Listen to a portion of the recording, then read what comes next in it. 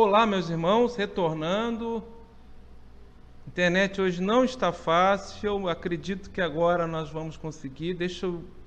Vamos esperar o sinal do streaming do Facebook aqui, ele estabilizar aí no feed de notícias.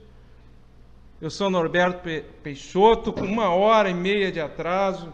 Como eu tinha dito, tivemos um problema de cabo aqui da Vivo, um acidente final de tarde, por volta de 18h30, e um cabo de fibra ótica teve que ter uma manutenção de urgência. Por isso nós não conseguimos iniciar o nosso live no horário. Vamos ver se agora não acontece novamente de termos que reiniciar.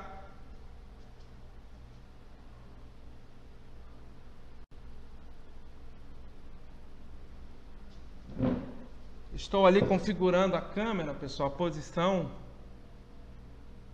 Vamos dar uma guardadinha aqui, estabilizando o sinal. Boa noite, Ricardo Gaspar Leme, Valesca, que entrou agora aí. Espero que agora a gente não tenha mais nenhum imprevisto, que não caia a internet. Boa noite, Felipe Lacerda, Tânia, Regina, obrigado por vocês estarem comigo na noite de hoje aí. Vamos estudar Umbanda, gente. Esta imagem aqui, o Caboclo Tamaitá, que mãe Nadir, de Rio Grande, Nadir Ambrosina Alves, incorporou pela primeira vez em 1938. Essa imagem tem mais de 70 anos de Umbanda e está no nosso Congá. Rio Grande, no extremo sul do Rio Grande do Sul, o primeiro centro de Umbanda no Rio Grande do Sul foi em Rio Grande. O Tacílio Charão, que era da Marinha Mercante, capitão da Marinha Mercante, ele fundou o Centro Espírita Reino de São Jorge em 1926 e em 1932 registrou em cartório. Olha que interessante. E a mãe Nadir incorporou aos 17 anos, assim como o Zélio Fernandinho de Moraes, aos 17 anos, o Caboclo Tamaitá, que ele se dizia da tribo Guarani, que é originária aqui do Rio Grande do Sul. E eu faço uma correlação sobre a sincronicidade disso, porque após a manifestação do Caboclo das Sete Encruzilhadas, nós tivemos vários caboclos incorporando diversos locais por esse Brasil afora. Tivemos várias fundações de centro a partir daí. E aquelas palavras proféticas que o Caboclo das Sete Encruzilhadas disse na sua manifestação, dia 15 de novembro de 1908, que no dia seguinte ele faria um culto de Umbanda, e foi ironizado pelo doutrinador na mesa. Ele disse o seguinte, que cada colina de Niterói atuaria como porta-voz, anunciando o culto que seria feito no dia seguinte. E eu digo o seguinte, não foi cada colina de Niterói, foi cada colina do Brasil. Essas diversas vozes de caboclo que se manifestaram ali na sequência daquela década, 20, 30 anos depois da manifestação do Caboclo das Sete Encruzilhadas, mostrando a organização do movimento de Umbanda no astral e a sincronicidade desse movimento. Então eu saúdo nesse live na noite de hoje, minha alegria, minha satisfação por poder estar aqui. Peço licença a Caboclo, o orixá dessa terra, aquele que era o dono da terra, aquele que é ligado à ancestralidade do Brasil, pela oportunidade de estar aqui com vocês na noite de hoje. Tá certo, gente? O nosso live, ele vai ter a seguinte estrutura. Deixa eu dar uma olhada aqui. Oferenda junto à natureza. Esse tema eu me inspirei nele porque esse final de ano se fazem muitas oferendas, seja em praia, matas, cachoeiras e rios, principalmente no nosso litoral. Então eu resolvi abordar esse assunto. Primeiro bloco expositivo, o segundo bloco respondendo a perguntas, e o terceiro bloco estarei sorteando este livro aqui, O Evangelho à Luz do Cosmo, pessoal. Tá? Que será mandado segunda-feira pelo correio, dando tempo ainda, espero, da pessoa receber antes do Natal. Esse livro é magnífico, psicografia de Exílio Maesa, onde ramatiza uma beleza irretocável. Um texto, esse livro foi escrito por 2 vezes, a Matiz pediu que o Hercílio Maes reescrevesse, ele fala dos ensinamentos universais, as leis universais, sob a perspectiva do olhar de Jesus, do Evangelho de Jesus, no sentido esotérico profundo. Esse livro é muito bom, estaremos sorteando hoje ao final do live, tá bom, pessoal? Vamos começar o nosso bate-papo, então. Boa noite, Tiago, Vilma Mateus, a Bárbara Almeida está chegando agora. Desculpe o nosso atraso aí, tá, pessoal? A gente teve um pequeno imprevisto aí com a Vivo, mas eu vou agora aqui começar então o nosso live da noite de hoje, propriamente dito, ok? Oferenda junto à natureza. Rios, praias, matas, cachoeiras, o fundamento da abertura de uma frente de orixá na natureza. O que é uma frente de orixá? A gente tem por hábito fazer uma frente no nosso congá, ou no nosso peji, ou altar, dependendo da denominação do terreiro de Umbanda. Quando se vai à natureza, objetiva-se buscar a força vital da natureza virginal, ou seja, aquela natureza que está intocada pelos homens. Ela é virginal, porque ali está pujante a força do orixá. Da onde nós aprendemos isso? Nós aprendemos com os nossos mais antigos. Antigamente, o pessoal, dirigentes, zeladores de terreiro, aqueles que eram responsáveis, por exemplo, pela folha, ou de fazer uma entrega na natureza, por vezes caminhavam horas até encontrar o local adequado, ou para buscar uma folha. Se entrava a mata dentro, ou se ia até uma encruzilhada de mato, se buscava um ponto de cachoeira, praia. Eu noto que tinha uma dedicação maior naquela época de buscar pontos de forças virginais, que estariam tocados pelo homem. Por si só, um ponto de força virginal, ele não precisa de oferenda. Nós indo no ponto de força, a gente já está se beneficiando dele, porque o orixá está ali na sua natureza intrínseca, sagrada. Mas a gente sabe que em determinados momentos, determinadas situações da nossa caminhada, nós precisamos fortalecer nossa ori, nossa ledá, nossa coroa mediúnica. E é necessário o elemento como repositório de energética, né? Uma reposição fluídica para o fortalecimento do indivíduo, do médium ou do consulente, se for o caso. O que nós percebemos hoje em dia? Primeiro, a padronização das oferendas. O próprio processo de inserção urbana da Umbanda, inserção urbana da Umbanda. O que é isso? A Umbanda cresce no meio urbano. É a dificuldade hoje que nós temos de mobilidade urbana, né? Deslocamento, trânsito, trabalho, realmente dificulta. O que acontece?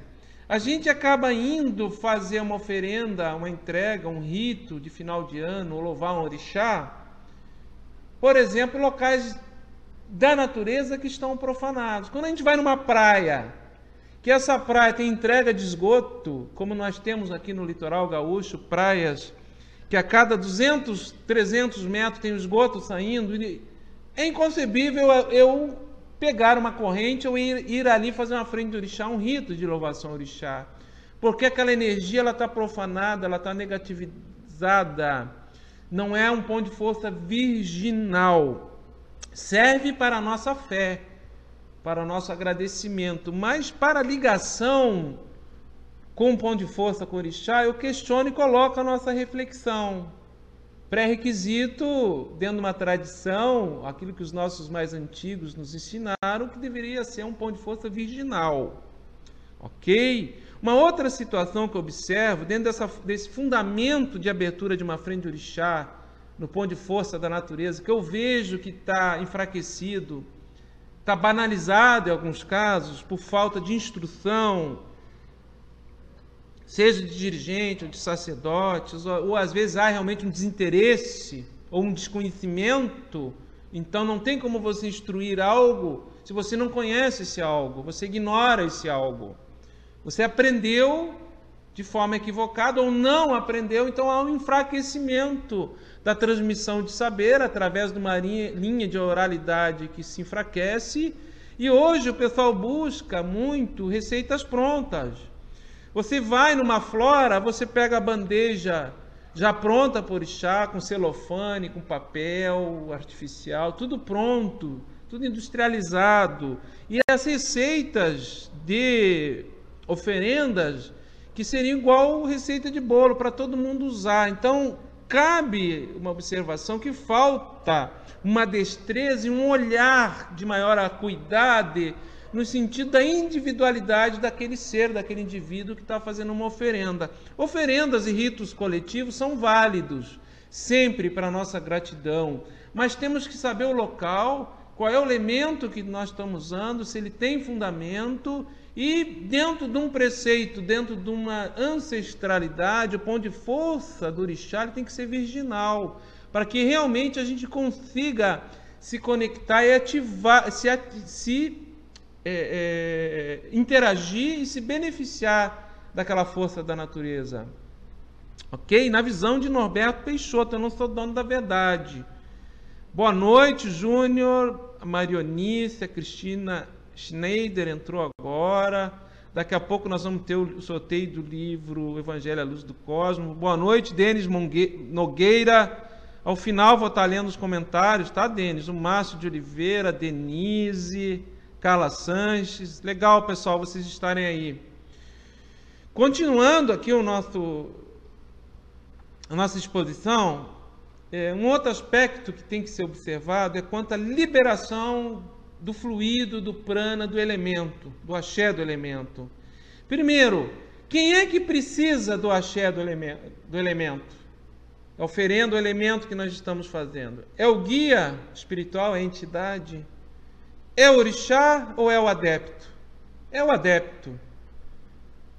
Via de regra, o adepto é o médium, é o consulente, ou é aquele que está buscando uma cura, uma saúde, está em um processo de desorganização da sua vida, está num momento de fragilidade, de questionamento, de instabilidade emocional, problema espiritual.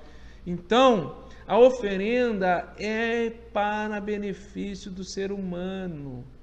Não precisamos ir numa cachoeira levar uma oferenda para o orixá, é para nosso benefício. Se não for o suficiente o ponto de força do orixá virginal, eu precisar de um elemento dentro de um preceito, para o meu reequilíbrio, tem fundamento e tem que se saber como se ativar esse elemento. Ok? Um outro aspecto que eu quero comentar da relação da liberação do axé, do fluido vital, dos elementos. A gente vai à natureza, nós acendemos uma vela. Quem é que precisa da luz daquela vela? É o orixá? É a entidade, o espírito, o falangeiro? Ou é o meu ori que precisa? É o meu ori que precisa de luz, de discernimento, de clareza, de fortalecimento. Então, naquele momento que eu acendo a vela e eu fico em rogativa, em prece, ou se eu estou com uma corrente, com pontos cantados, me apoiando, não importa, o tempo é o tempo necessário do rito. Eu não preciso deixar aquela vela ali queimando e daqui a pouco vou botar fogo na natureza. No olhar, na visão de Norberto Peixoto. Foi assim que eu aprendi. Pessoal, eu não sou dono da verdade, tem que respeitar todas as tradições e todos os saberes. Eu estou dando aqui uma experiência que eu tenho de vida com a Umbanda. Não quero impor uma verdade, tá certo? Agora, quando a gente vai na natureza, no ponto de força do orixá, a gente deixa uma vela. Essa vela pode botar fogo, seja em papel, seja em folha. Eu estou, digamos assim, prejudicando esse ponto de força, o que é uma contradição dentro daquilo que eu fui buscar, ok? Um outro aspecto que é importante, que eu vejo que está um pouco esquecido, o pessoal às vezes diz assim, basta fé, eu tendo fé, o orixá vai me responder. A fé é importante, ela é um pré-requisito, mas não sejamos inocentes ou até infantis achar que a fé é o suficiente.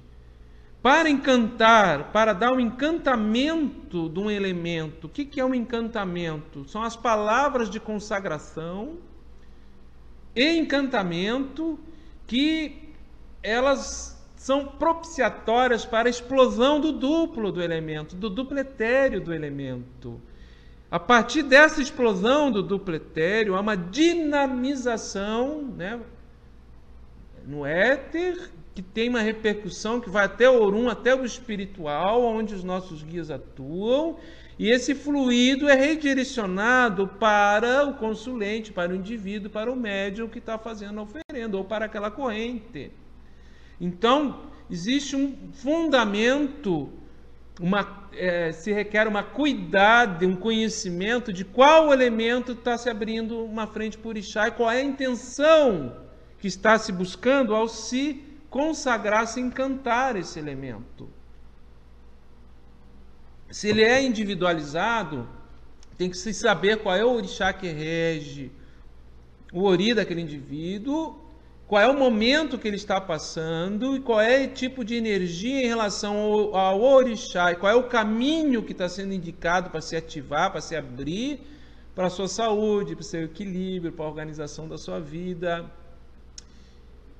Isso se requer conhecimento, saber, né, do tipo de elementos, se eles são harmonizantes, se eles são elementos quentes, se eles são elementos frios, qual é a relação com qual orixá. É muito sério a gente lidar com vidas e pegar uma fórmula, uma receita de bolo e achar que aquilo está servindo para o outro. Ou pegar isso pela internet, sem muito aprofundamento, ou cursos, por vezes, à distância, que passam essas receitas, sem uma cuidado e um olhar individual.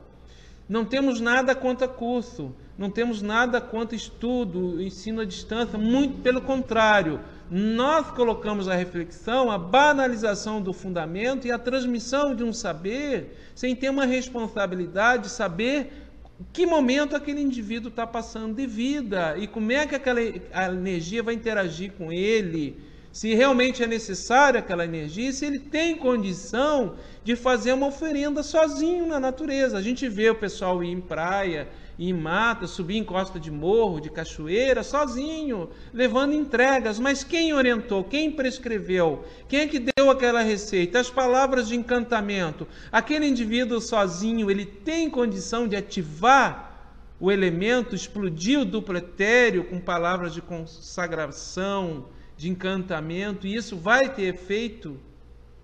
São questões que nós temos que refletir a respeito da responsabilidade que um babalaô tem, um zelador, um yalorixá, um babalorixá, um dirigente de umbanda sério, quando se prescreve, se indica uma oferenda, um preceito para um indivíduo, seja ele médio da corrente ou não. No olhar de Norberto Peixoto, tá bom, pessoal? A gratidão e a rogativa, ela sempre tem que existir.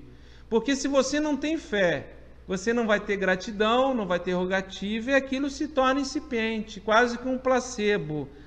De uma maneira geral, a gente percebe, muitas vezes, que as pessoas se levam para uma mera troca ou mercantilização.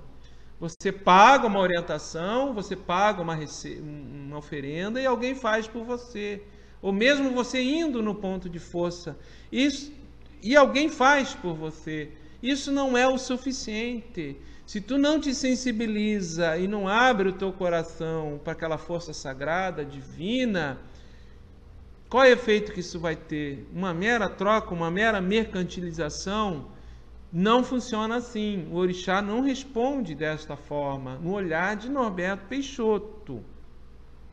Um outro aspecto que eu quero considerar em relação às oferendas junto à natureza, qual é a nossa atitude de preservação do meio ambiente? Nós estamos desenvolvendo uma consciência ecológica e de preservação do ponto de força dos nossos orixás? Quando eu deixo sacolas plásticas, garrafas PETs, papel aluminizado, celofane e outros materiais Eu estou contribuindo para a manutenção do ponto de força do orixá? Eu estou manejando adequadamente os elementos e resíduos? Veja bem, se eu fizer uma canjica amarela ou branca com mel, botar no pé de uma árvore, num ponto de cruzamento de mata, e pedir, ou próximo de cachoeira, e pedir para Oxum, numa folha de mamona, muito provavelmente eu vou ter maior possibilidade de interagir com essa força divina do que eu deixar um material que não é biodegradável, um material sintético. É isso que nós temos que refletir. O empoderamento no axé e no poder de realização do orixá é muito simples. Não é a quantidade. Quando a gente vê frentes para orixás, e por vezes até terreiros que vão na praia ou vão na cachoeira, e há um exagero de elemento e muita quantidade para os olhos ver, nós questionamos e pensamos, conforme nós aprendemos com os nossos antigos, será que o orixá precisa de tudo aquilo? Será que é necessário, por empoderamento, para você ter uma resposta, uma capacidade de ativação dessas forças divinas, e você, por rogativa, por solicitude, pedindo isso de forma humilde, no momento que você precisa da sua vida, de um auxílio, de uma força, de um reequilíbrio, né, de uma abertura de caminho, de uma harmonização, de um fortalecimento do seu ori, será que é a quantidade que vai te dar essa resposta? Não, não é a quantidade, meus irmãos. Eu vou ler um texto aqui, que não é de Norberto Peixoto, mas é que alguém que é empoderado no axé e tem tradição dentro da religião tradicional iorubá, com os orixás, que é Baba King, do templo do Dua, que é do litoral paulista, se eu não estou enganado, Mongaguá. Baba King diz o seguinte, ó, de acordo com a ancestralidade da religião tradicional iorubá, qualquer ser humano que alivie o sofrimento dos outros, promova a alegria ou alimente os que têm fome, estará fazendo uma oferenda sagrada para os orixás, mesmo que não saiba disso. Tem um Itanifá, um mito que fala que os orixás foram criados por Olodumare, pelo amor de Olodumare por nós, pela humanidade, para auxiliar a humanidade na sua existência humana e no melhoramento do seu caráter. Então, o poder volitivo dos orixás de realização, ele se direciona para o coletivo, para o comunitário, em prol da realização, do melhoramento dos seres humanos em terra. Tudo que nós fizermos, enquanto consciência individualizada, enquanto ori, que vá de encontro ao melhoramento do coletivo e da humanidade, seja no sentido de auxiliar o outro no momento de doença, de dor, de sofrimento, ou de causar alegria, abundância, bem-estar no caminho dos outros, nós estamos indo de encontro ao poder de realização dos orixás. Então não é a quantidade de elemento, não é o luxo do material, não é o acabamento que vai determinar a resposta desses pontos de força, desses sítios sagrados dos orixás na visão, no olhar de Norberto Peixoto. E lá se vão mais de 45 anos que eu fui batizar na Umbanda numa cachoeira. E por último, pessoal, a questão dos espaços públicos, que eu vejo que falta para nós, por vezes, um respeito a irmãos nossos de outras confissões religiosas. Nós exigimos respeito sempre. Nós, umbandistas afro-brasileiros, dos cultos afro-brasileiros de Umbanda, exigimos sempre respeito.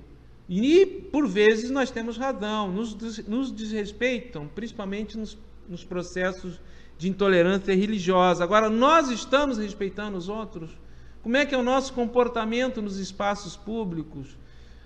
Em praças públicas, eu deixo elementos que entram em putrefação, não só produtos que não são biodegradáveis, mas que entram em putrefação. Por vezes os órgãos públicos não recolhem.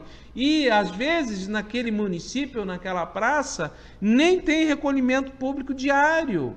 É 1, 2 vezes por semana. A gente sabe, principalmente no verão, que em 24 horas o elemento está podre, já entrou num processo de putrefação. Que para a liberação de um axé, de um fluido, basta 2, 3, 4 horas. Por que eu não faço aquela entrega e vou lá depois e recolho? Por que eu não tenho uma atitude ecológica com pão de força com o orixá e nos espaços públicos? Por que eu desrespeito o outro? São questionamentos que nós temos que trazer para dentro da nossa religião, num diálogo interreligioso, e nos questionarmos. Porque o que passa para o leigo, aquele que não entende o fundamento, é que nós somos todos relaxados, que a gente suja as praças e que nós não respeitamos ninguém. É isso que o leigo pensa da gente. E generaliza, colocam todo mundo no mesmo balaio, no olhar de Norberto Peixoto. Não estou querendo aqui ferir ninguém, não estou querendo melindrar ninguém, não sou dono da verdade, respeito todos os axés, todos os pejis, todos os congás, todos os oris. Mas nós temos um compromisso com o orixá, com a nossa verdade, com a nossa consciência, de trazer alguns esclarecimentos. Tá bom, pessoal? Eu agradeço a paciência de vocês. Nós atrasamos esse live 1h30, tivemos um problema aqui na conexão da Vivo, aqui um cabo de fibra ótica aqui em Porto Alegre. Às 18h30 teve um acidente, por isso que nós atrasamos, tá? Não foi nenhum desrespeito, nenhum desmerecimento a vocês. Eu vou abrir para as perguntas agora, vou ler aqui, vou comentar, lembrando que daqui a pouco nós vamos sortear esse livro, Os Orixás e Ciclos da Vida. Eu vou estar dando um e-mail. Primeiro que mandar o endereço completo, com o nome, estará ganhando o Evangelho à Luz do Cosmos, do Espírito Ramatiz, pela psicografia do Ercílio Maestro, que estará sendo enviado para a residência do ganhador amanhã, segunda-feira, tá bom? Eu vou abrir aqui para comentários, ok? Vamos lá, pessoal. Me critiquem, tragam seus saberes, seus pontos de vista, não concordem com tudo que eu falo, porque eu também estou em aprendizado, sou um eterno aprendiz. Vamos olhar aqui. Ana Carolina Dentini, boa noite, Ana, tudo bom? Caso eu esteja visitando uma praia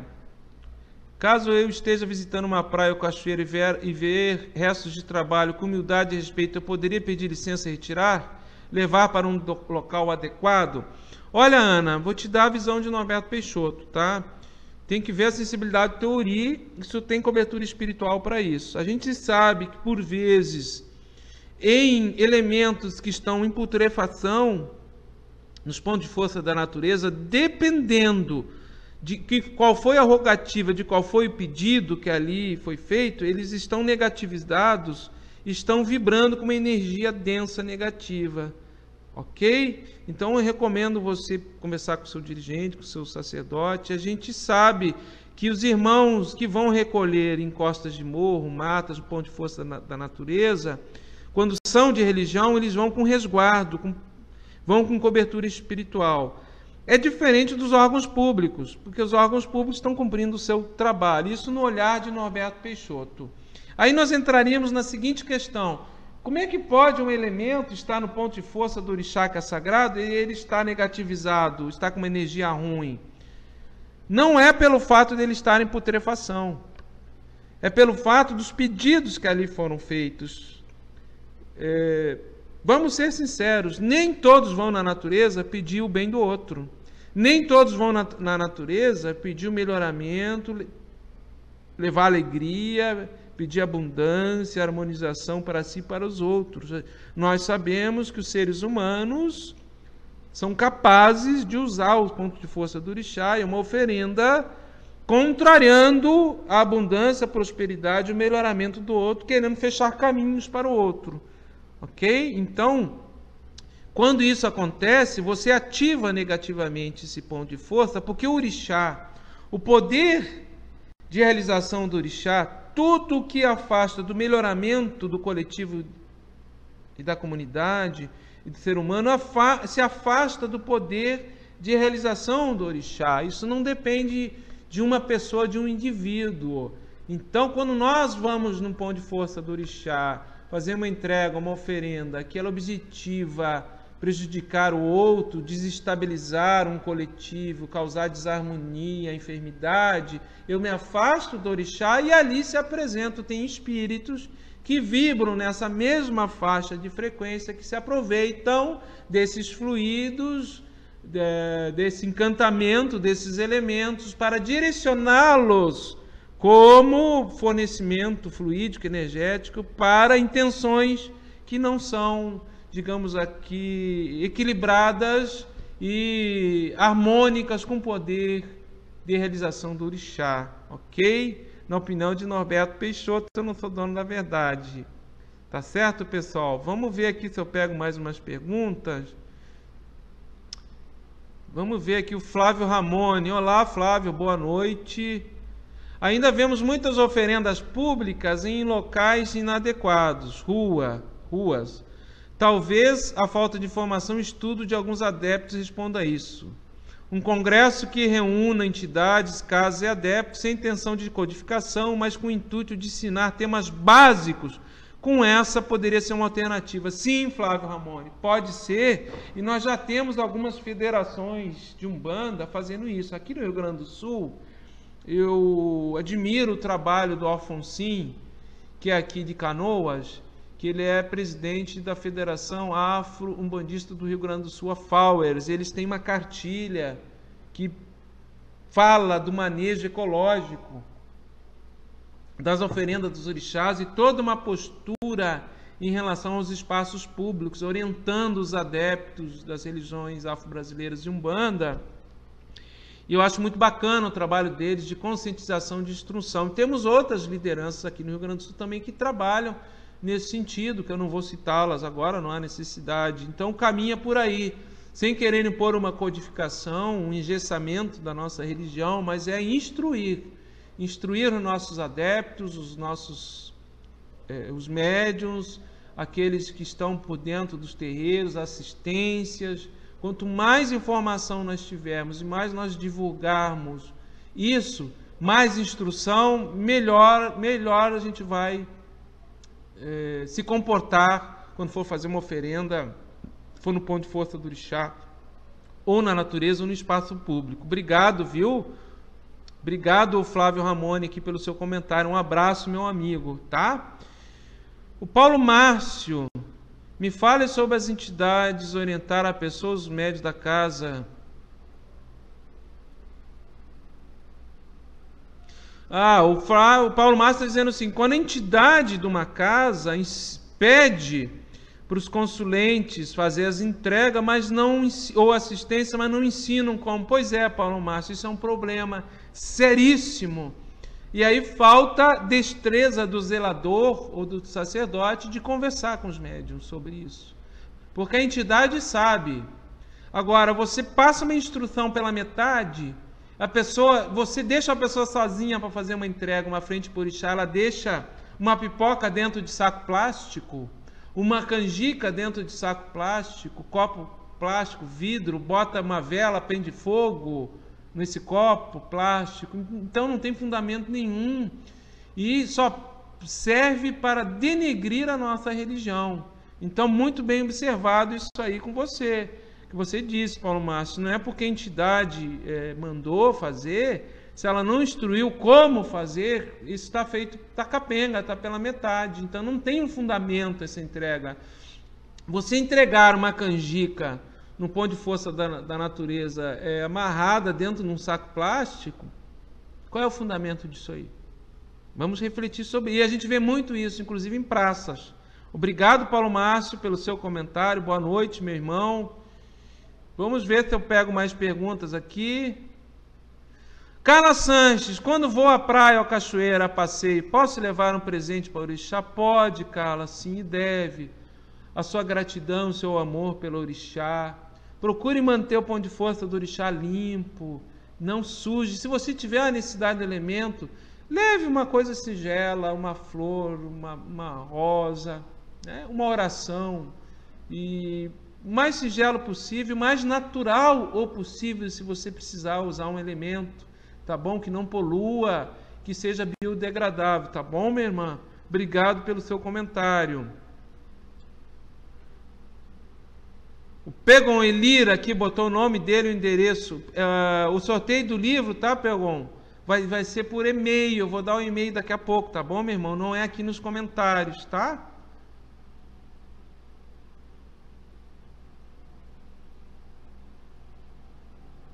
Olha aqui, a Cristina diz o seguinte: boa noite, Cristina Schneider. Penso que existe a lei do retorno. Recebo de volta quem enviou outro. Cristina, tem um Itanifá, um provérbio de Exu, que fala que Exu jogou uma pedra para o alto ontem e essa pedra vai me cair na cabeça amanhã. Ou ele jogou essa pedra para o alto ontem e essa pedra me cai hoje na cabeça. Isso se refere à lei de retorno. Aquilo que a gente joga para o outro, joga para o alto, pode cair na nossa cabeça. O que nós estamos jogando para o outro? Então, quando eu faço uma frente por orixá, que eu busco a negatividade, que eu quero a desarmonia do outro, fechamento do caminho do outro, por vezes causar enfermidade para o outro, eu digo o seguinte, minha irmã, eu estou me afastando do poder de realização do orixá e estou criando dentro da lei de retorno algo que pode retornar para mim que não é bom. Então falta instrução, tá bom? Sempre quando nós formos fazer uma rogativa, uma prece, um pedido no pão de força do orixá, ok? Mãe Márcia Moreira, boa noite, mãe Márcia Moreira, tempo de Umbanda, acabou com pena branca, um beijo no seu coração, a Totô, minha mãe, obrigado por a senhora estar aqui, eu vi a senhora botou um e-mail aqui, um abraço, mãe Márcia, Olgan Roncalli também, a Marionice Barcelos, vamos ver o que a Marionice Barcelos aqui escreveu. Estive com meu esposo na cascata de São Miguel em Dois Irmãos. Dois Irmãos, se não me engano, é aqui no Rio Grande do Sul. Um local de uma energia incrível. Nesta ocasião, tristemente, identificamos o local poluído demais, complicado até para banho. Concordo que é preciso respeitar os espaços para que todos possam desfrutar igualmente. Marionice Barcelos, perfeita seu comentário. Você sabe, Marionice, que está muito difícil achar uma cachoeira limpa aqui no Rio Grande do Sul, que todas elas têm material apodrecendo. É triste. Uma vez eu fui num rito de cachoeira, era um amaci, e tinha terminado o amaci, e a gente foi andar numa trilha de mata, eu pisei num elemento de uma entrega em putrefação e arrebentou a guia que eu estava. Depois fiquei com uma dor de cabeça muito grande. Veja bem, depois de um amaci. Infelizmente há um desrespeito, não só com o pão de força com o orixá, mas um desrespeito ao outro. Se essa cachoeira ou essa praia, às vezes uma praia pode ser um pão de força virginal, distante, né, do meio urbano, mas se eu deixo ali algo apodrecendo, puxa vida, eu estou desrespeitando o orixá e não estou considerando os meus irmãos de outras confissões religiosas que podem ir naquele espaço. Isso é um problema sério e, ao meu ver, eu digo assim, não é às vezes nem de consciência, de saber ou de instrução, é falta de vontade mesmo. São pessoas que eu classifico às vezes como relaxadas e preguiçosas. Você pode esperar uma hora e recolher aquilo ali. O orixá vai te responder se você tiver merecimento. Tá bom, minha irmã? Obrigado pelo seu comentário. Olha, o Tiago Zagari, boa pergunta aqui do Tiago. Depois de quantas horas devemos tirar a oferenda e podemos colocar para os coletores de lixo? Boa pergunta, Tiago. Uma entrega, se é um preceito dentro do templo, pode ficar de 24 a 72 horas. De 24 a 72 horas que ele está liberando axé. O ciclo de 24 horas, ele expande, libera axé e morre. Fica só elemento ali. Na natureza isso é mais intenso, porque são locais abertos, meu irmão. Então, você pode fazer uma entrega, por exemplo, de manhã, se o horário indicado for esse, num local de mata ou cachoeira. Se for biodegradável, tiver uma canjica, por exemplo,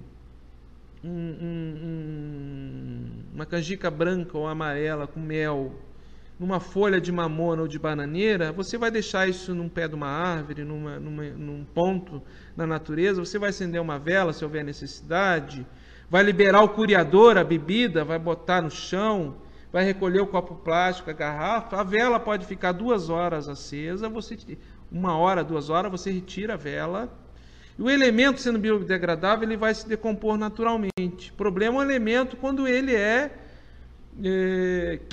sintético. O plástico não se degrada, leva centenas de anos, uma garrafa PET, aí nós temos por dever recolher isso aí. Se você sentir necessidade do elemento, mesmo ele sendo biodegradável, eu recolho, se houver necessidade de eu usar um elemento. Você pode voltar, se você tiver condição, não precisar esperar ali no local, você pode voltar de 2 a 3 horas depois, recolher o elemento e agradecer e levar ele para a coleta do lixo. Tá bom, meu irmão? Obrigado pelo seu comentário. Vamos ver aqui se eu... Janaína Nogueira Cambuí, boa noite. Pode um médium trabalhar num terreiro e trabalhar numa casa? Ela está perguntando se pode trabalhar numa casa de Umbanda e numa casa de Kardec. Pode, Janaína. Eu já respondi essa pergunta em outros lives aqui. Não tem problema nenhum, tá? Se o seu dirigente está sabendo, é bom não esconder as coisas, não fazer escondido, que o seu dirigente saiba, não tem problema nenhum, tá bom? Fabrício Lins. Boa noite, Fabrício. Considerando que as relações energéticas que regem a oferenda e a pessoa são determinadas no plano espiritual, tanto pelas energias manipuladas quanto pelo espaço-tempo, podemos entender que o processo de oferendar ao orixá será válido por um tempo relativamente curto e que talvez o contato com a natureza seja o mais efetivo. Qual é o seu entendimento sobre isso? Forte abraço. Fabrício Lins, eu concordo perfeitamente com isso aqui, Fabrício. O próprio ponto de força virginal já é o suficiente para o seu refazimento. Se houver a necessidade ainda do elemento que você oferende, que esse elemento ele serve como um catalisador, né, um fornecedor de axé, de prana, que aquilo retorne para você mesmo, que você vá buscar um encantamento daquilo ali, que isso se direcione para a sua harmonia, para a sua saúde, para o seu equilíbrio, é um curto espaço de tempo, bem como você falou, de 2 a 3 horas, aquele axé já liberou e o elemento já começa a entrar num processo de putrefação. Você pode recolher, levantar esse elemento e se você não quiser deixar na natureza, se ele não for biodegradável, mas concordo perfeitamente com o seu comentário.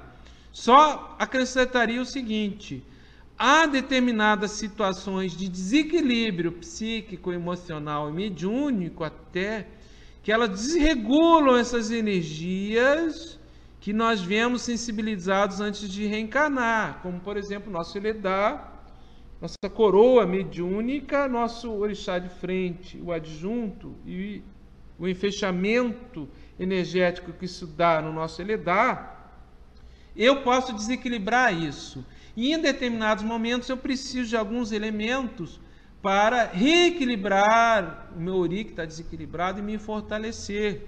Por vezes é necessário o elemento, não basta só o ponto de força da natureza, tá bom? Mas isso quem tem que ter a cuidado, quem tem que ter um olhar e zelar por isso, é quem conhece, sabe o elemento e sabe fazer um levantamento de Eledá, de ori, fazer uma leitura naquele momento energético, indicar o caminho, qual é o elemento, qual é a energia que vai ser trabalhada em relação a qual orixá. Tá certo, meu irmão? Obrigado, Fabrício Lins, pelo seu comentário aqui.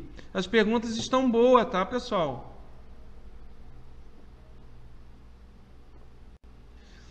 A Lourdes comentando que ela viu uma postagem no Face dela sobre as oferendas na Praia Grande, no qual os médios deixaram muito lixo. Fiquei muito triste. Isso não é só na Praia Grande, tá, Lourdes? Infelizmente, aqui no Rio Grande do Sul, nas principais praias, agora final de ano, fica muito lixo. Muito lixo. Existem praias menores, que não são as praias mais procuradas, digamos assim, pela elite, que a coleta pública não é diária, aquilo ali fica realmente, causa até um impacto visual muito negativo, é muita sujeira. Eu procuro não ir na praia nessa época de ano, de feriados, final de ano, infelizmente. E o que a gente percebe também, minha irmã, não é só questão do alimento, a energia não é boa. O pessoal vai louvar um orixá, vai fazer um rito na praia, bebe demais. Eu acredito que Iemanjá, Oxum ou Oxalá não se relaciona com médios embriagados, médios bebendo, caindo por vezes. O absurdo da gente acordar cedo e ir para a praia, ter irmãos nossos de branco dormindo na praia com garrafa de bebida perto, e aí já mistura coisas, já cruza com outro tipo de vibração. Não vou querer aqui citar qual a vibração, mas eu acho que um rito para orixá que você bebe e você se alcooliza não tem nada a ver com orixá. Na opinião de Norberto Peixoto, eu gosto de tomar meu vinhozinho, meu chopinho, tá, pessoal? Eu sou um cidadão normal, comum, mas para tudo tem a sua hora e o seu momento. Com religião, com culto sagrado, com orixá, eu acho que é muito sério. Ok? Boa noite, Aleia Ventura. Aqui no Rio de Janeiro tem um lugar chamado Alta Boa Vista. Conheço, Leia, Alta Boa Vista. Já estive aí mais de uma vez. Que vive cheio de oferenda. Só que ninguém limpa, ninguém recolhe. Isso pode afetar a energia do local? Pode sim, Leia, e afeta. Porque a energia em putrefação, o elemento em putrefação é uma energia negativada. É um axé cansado, que não tem nada a ver com orixá, além de atrair barata, mosquitos, moscas, ratos. Infelizmente o pessoal não limpa. Eu diria isso é um relaxamento. Eu sinto usar essa palavra e que isso vem de religiosos que se dizem bandistas ou afro-bandistas. É muito triste isso. Embora me parece que no Alto da Boa Vista tinha sido proibido, mas mesmo assim o pessoal continua fazendo as entregas aqui, deixando lá pelo que você está falando, né? Obrigado pelo seu comentário. Carlos Eduardo Alves, de quanto em quanto tempo devemos ao pão de força para nos reequilibrar, ou até mesmo agradecer por termos as bênçãos recebidas? Olha, Carlos, boa noite, obrigado pela sua pergunta. Se você mora perto da praia, vá todo dia, meu amigo, ou da mata. Se você mora perto, no local, a natureza só faz bem. Agora, em relação à regularidade de ida ao pão de força da natureza para o nosso equilíbrio, isso é de cada um, é da orientação de cada casa, é da necessidade da sensibilidade mediúnica de cada sensitivo ou de consulente, tá bom? Agora é importante a gente ir com regularidade. Vá sempre que você tiver necessidade, sempre que você puder. Ok, meu irmão? Obrigado pelo seu comentário.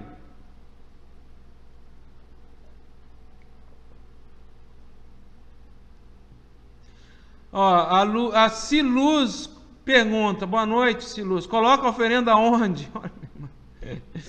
Tem que ver qual a oferenda, qual é a finalidade, qual é a orientação, qual é o caminho, qual é o orixá, o que você está trabalhando nesse orixá, você está ativando, ou você está harmonizando, e ver com o seu dirigente, com o seu sacerdote, onde você pode deixar a sua oferenda, qual é o local, qual é o ponto de força da natureza propiciatório a um encantamento da oferenda para que ela tenha efeito, tá? Isso é muito sério, não dá para se deixar em qualquer local, e tem que ter um fundamento, uma tradição. Lembra que eu falei no início do live, os nossos antigos entravam numa mata, às vezes caminhavam mais de hora para encontrar um local de acordo com o preceito, com a oferenda que estava sendo feita. E tinham o cuidado, o zelo de esperar a velhinha, antes dela terminar, iam lá, apagavam, recolhiam a vela e não deixavam nenhum elemento que poluísse a natureza. Eu aprendi assim. Eu aprendi a fazer oferenda em folha de mamona ou de bananeira. Ok? Obrigado. Tá certo? Sabrina Rubach, já ouvi dizer que há sítios que se pode alugar para fazer as oferendas. Os proprietários do estabelecimento fazem toda a limpeza no dia seguinte. É uma alternativa, né, Sabrina? Mas, de certa forma, é a gente transferir a nossa responsabilidade e criar, eu digo assim, como locais fechados que você paga e alguém recolhe, foge um pouquinho da nossa responsabilidade e nós recolhemos, mas é válido, é melhor do que você deixar na natureza e ninguém recolher, tá bom? Obrigado pelo seu comentário. Carlos Eduardo Alves. Na última vez que fui um ponto de força, por minha intuição, não queria firmar a vela, mas perguntado a um Exu, ele me aconselhou a firmar a vela quando devemos firmar ou não. Carlos Eduardo, você sempre firme a vela, meu irmão, quando você sentir necessidade. A vela é luz. O que você está querendo iluminar? Aonde você está querendo mais discernimento, mais clareza nos seus pensamentos, nas suas intenções?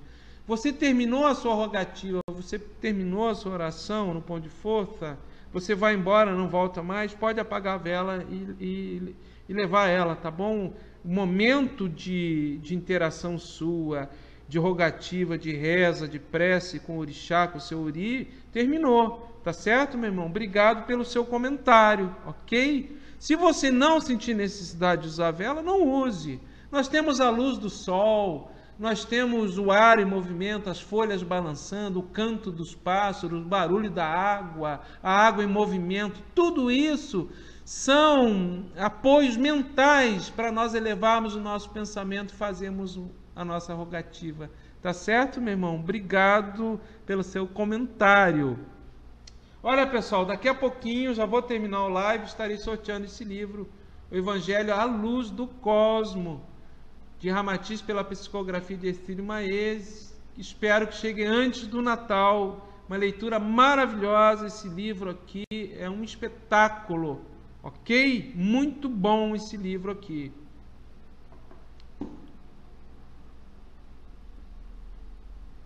Beth Jantes, é isso, né, Beth? Boa noite. Ela está perguntando o seguinte: a pessoa pode ser bezedeira, bezericasa, para cantar uma gira de umbanda? Pode, Beth, não tem problema nenhum, não há nenhum choque de energia, ok? O benzimento é muito bem-vindo, muito quisto, sempre para o bem do próximo, tá bom? Mas é bom a benzedeira conversar com o seu dirigente, saber que ela faz benzimento em casa, tá? Pedir proteção da egrégora, do congá, não fazer nada escondido, tá certo, minha irmã? Obrigado pelo seu comentário. Rose Padilha, boa noite, Rose Padilha. O que você acha, Norberto, de um médium frequentar o terreiro e um outro consumir a ayahuasca e falar das diferenças das entidades recebidas? Sei que está fora do tema, desculpe, mas preciso dessa opinião. Rose, eu acho isso uma falta de decoro, é antiético, tá?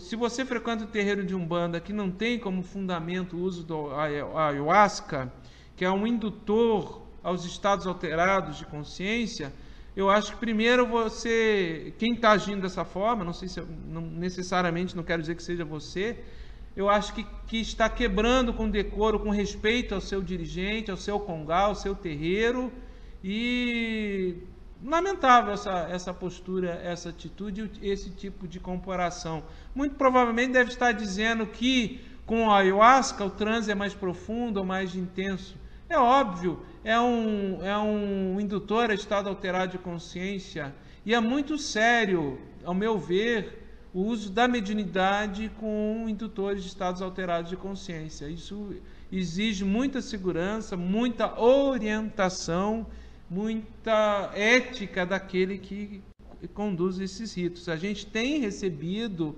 muitas reclamações e queixas e consulentes que passaram, eu não estou dizendo que são todos os rituais de ayahuasca, veja bem, que passaram pela ayahuasca e vêm em desequilíbrio, nos procuram, até às vezes com processos esquizoides, ficam com estados de clarividência aberta, de desdobramento, de insônia, de interferência espiritual. Imagine uma pessoa num processo de obsessão, ou com uma esquizofrenia, com um processo de bipolaridade, síndrome do pânico, ela vai e participa de um ritual que usa um alucinógeno, uma bebida como indutor de estado alterado de consciência. Qual é a afinidade, o que ela vai atrair para ela em desdobramento? Cabe aqui a reflexão. Obrigado pelo seu comentário. Não tem nada contra a ayahuasca quando é feito com fundamento, ou a jurema, ou toré. Tá bom? Que isso fique bem claro. Tá certo? Vamos ver aqui se eu pego mais comentários.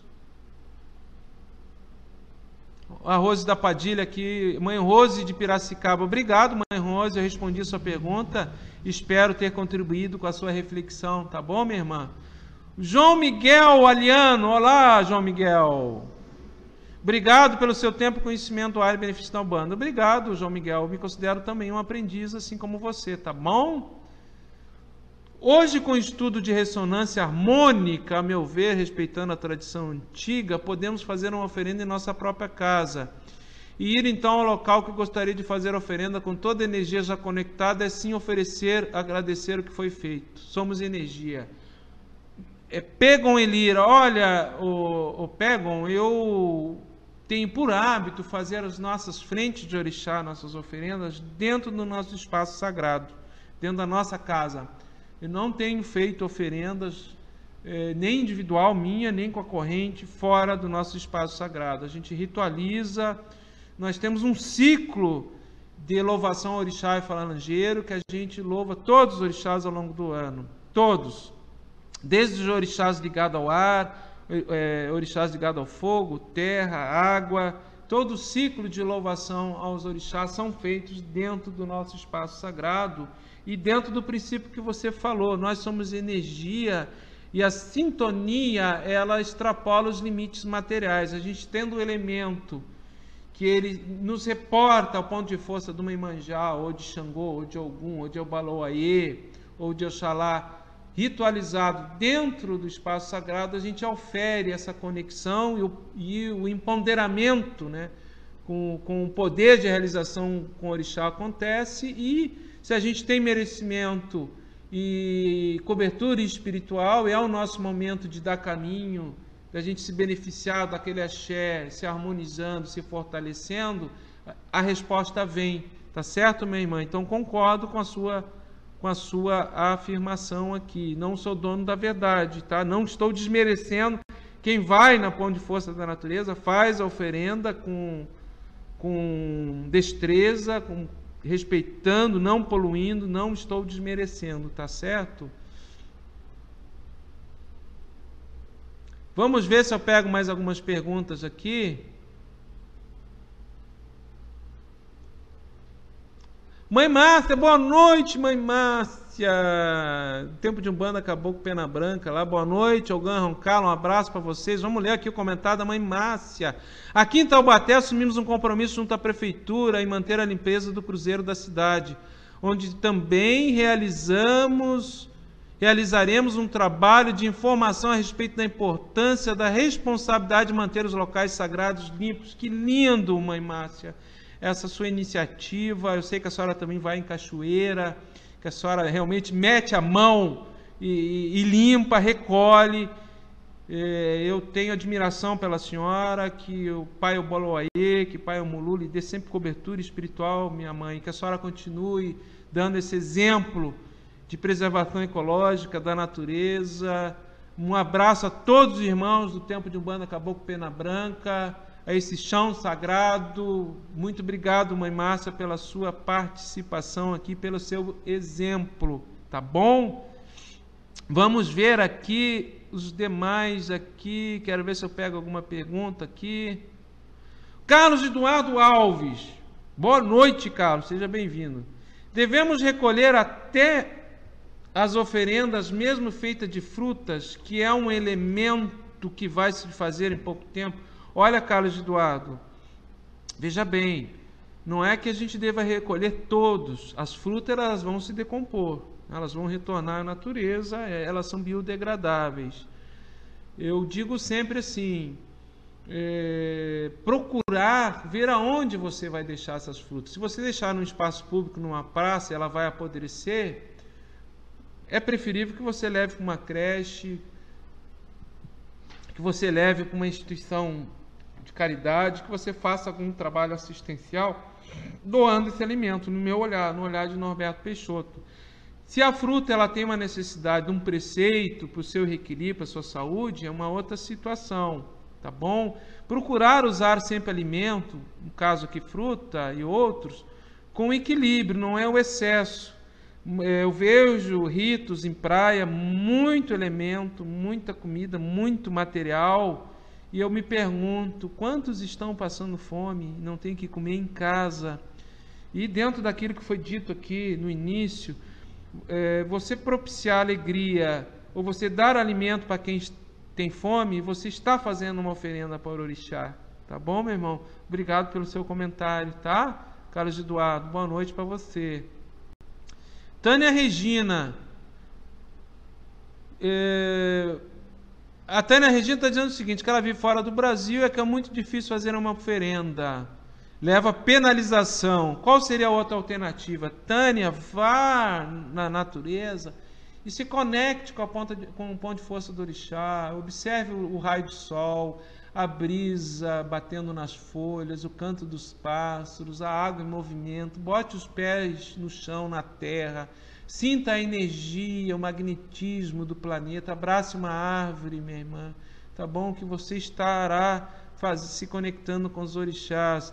Na tua cidade aí no exterior, que é multado, polui, muito provavelmente é permitido plantar uma árvore. Plante uma árvore. Plante uma flor, uma planta. Cuide de um jardim, que você estará se conectando ao orixá e fazendo uma oferenda, tá bom, meu irmão? Obrigado pelo seu comentário. Marilene Couto, enquanto as oferendas feitas para Exu, devemos também recolhê-las? Sim, Marilene, Exu é um orixá como qualquer outro. Por que nós não deveríamos recolhê-las? Não devemos temer Exu. Exu não prejudica, não faz mal para ninguém. Já falamos em outros lives aqui sobre Exu. Tá certo, minha irmã? Se o caso é de recolhimento da oferenda para ela não ficar apodrecendo, sim. Para Exu, inclusive, também. Tá bom? No olhar de Norberto Peixoto.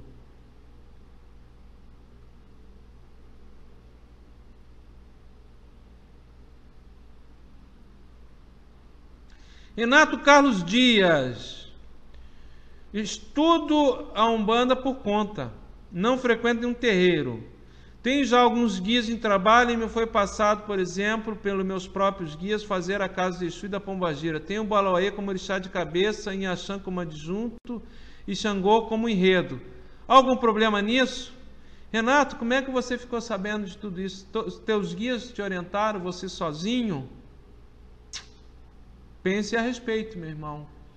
O empoderamento no axé, no poder de realização dos orixás, ele se dá em grupo, em corrente. Tá bom? Pense sobre isso. Qual é a finalidade de você ter tronqueira de Exu em casa sozinho, de Pombagira? Para onde você está direcionando esse saber é a sua mediunidade. E qual é o compromisso com a comunidade, com o coletivo? Quanto maior o compromisso com a comunidade, com o coletivo, maior é a resposta do poder de realização dos orixás e, consequentemente, melhor a afinidade com os nossos guias espirituais. No olhar de Norberto Peixoto, dentro de uma tradição e dentro, por exemplo, a questão do empoderamento do orixá, do poder de realização relacionado com o coletivo, com o comunitário, isso tem registro na religião tradicional iorubá, nos escritos de Ifá. Tá bom, meu irmão? Espero ter te ajudado. Terreiros sérios para onde eu moro é difícil de achar, sim, Renato, mas isso não é motivo suficiente para você desenvolver tudo isso em casa sozinho.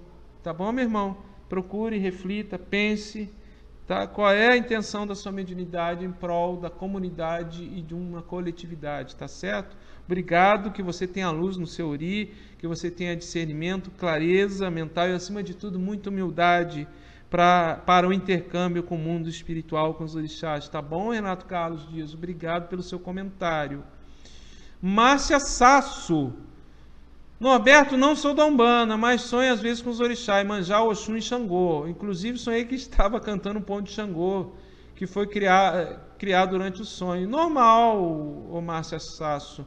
Para você ter experiência com orixá, com essas forças divinas, você não precisa ser de Umbanda, de Candomblé, de Tambor de Mina, ou de qualquer outra denominação, ou do Batuque, que nós respeitamos. São forças universais que estão relacionadas com a nossa ancestralidade. Muito provavelmente a sua ancestralidade, seu inconsciente profundo, tem ligação com essa força, com esse sagrado, com esse divino, tá bom, meu irmão?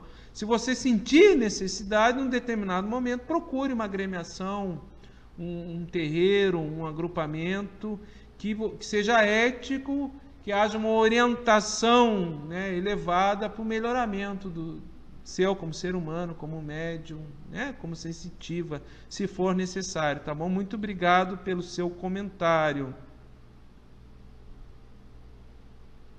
Norberto, uma pessoa que trabalha numa casa onde o dirigente não faz nenhuma obrigação, nenhuma maci.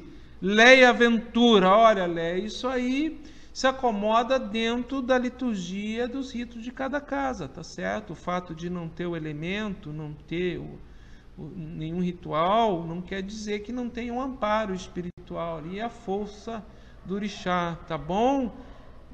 É diferente se você sentir a necessidade, os seus guias orientarem que você tenha necessidade desse rito, aí você pode ter um conflito com a orientação da casa, tá? Mas o fato do dirigente da casa não ter nenhuma obrigação, nenhuma maci, não fazer nenhuma oferenda, não faz essa casa mais forte ou mais fraca, ou mais séria ou menos séria do que qualquer outra, desde que ela se mova por um caráter, por uma ética no melhoramento do próximo, em auxílio a uma comunidade, a uma coletividade. Tá bom, meu irmão? Obrigado pelo seu comentário. Roberto Melo, qual a sua opinião de médio consciente e inconsciente? Vantagem e desvantagem? Eu fiz um live sobre isso, tá, Roberto? Dá uma olhadinha aqui no Pérola de Ramatiz, na linha do tempo, ou lá em vídeos. Tem um live lá que fala sobre isso, todas as características do médio consciente, semiconsciente e inconsciente, tá bom, meu irmão? Espero que você encontre as respostas que você está buscando. Boa noite, obrigado pelo seu comentário. Vamos ver aqui. Júnior, Vanessa, na passagem do ano que você nos orienta a fazer para uma melhor energia, que estou em Amparo, São Paulo, longe do mar. Olha, Júnior, procure ter pensamentos elevados, né, meu irmão, estar harmonizado. Se você não está longe da praia, caminhe na natureza, procure um local na sua cidade que tenha uma natureza, onde você possa se fortalecer, tá bom? Procure estar em paz, em harmonia, tá certo? Um abraço para você, tá bom?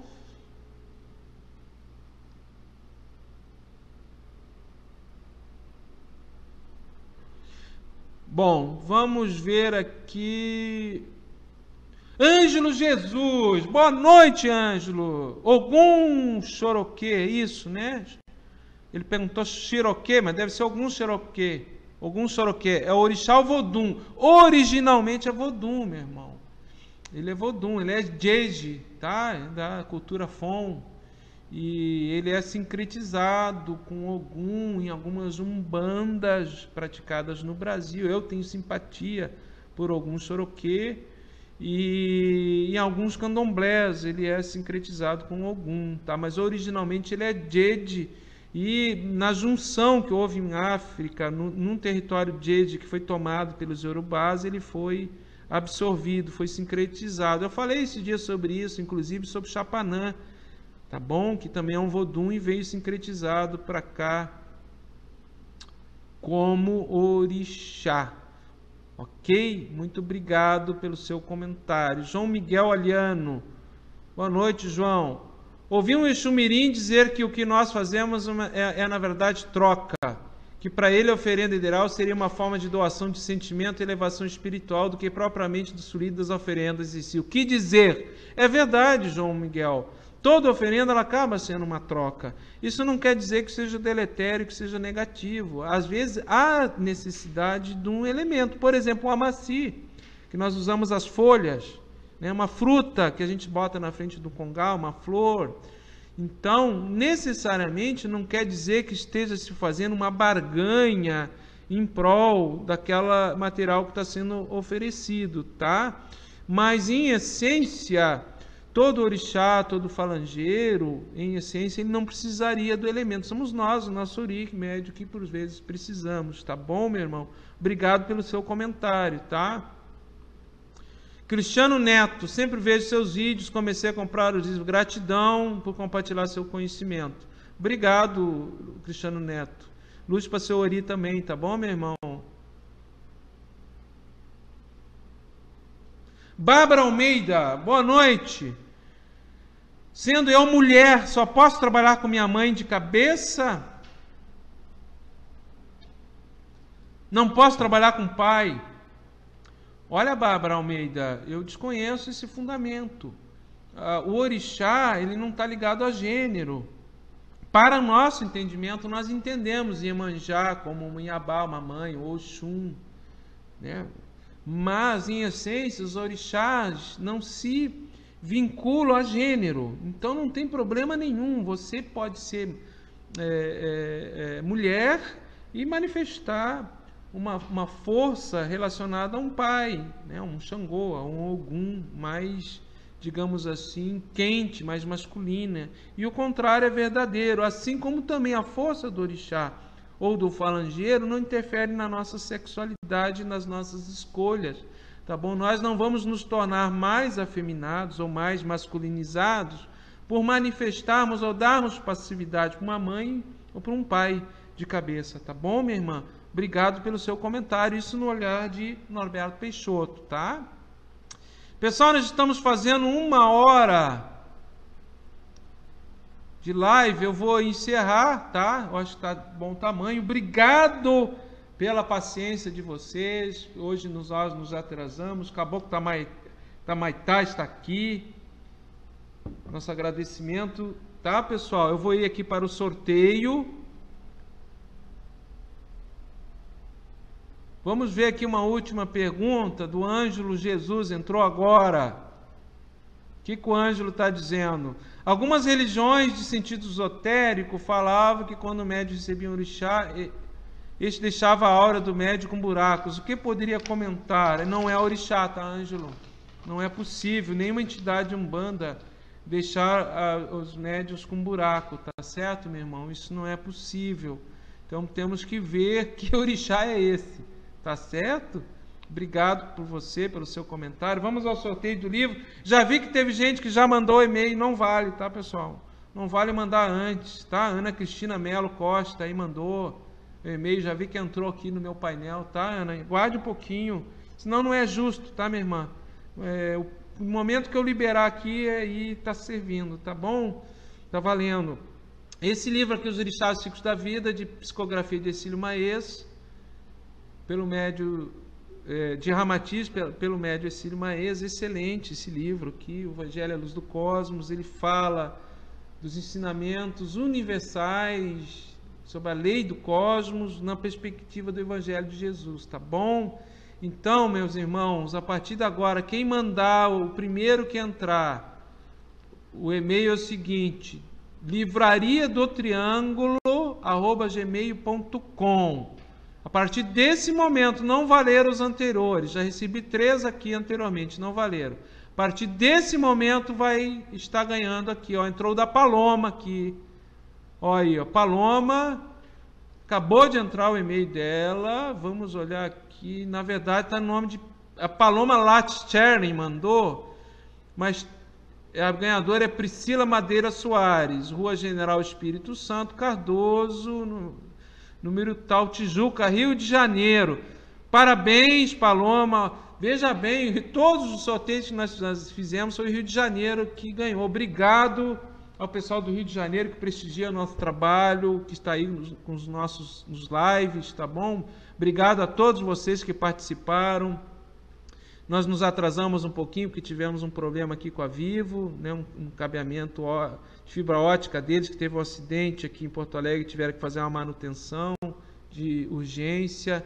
Agradeço a todos vocês. Eu agora vou jantar, que não tinha jantado até agora.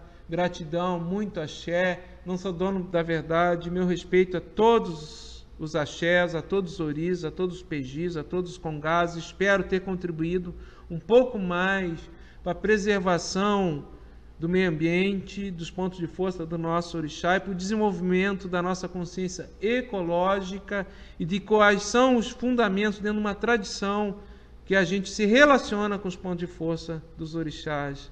Meu muito obrigado, muito axé, um saravá fraterno, meus irmãos. Até a próxima oportunidade.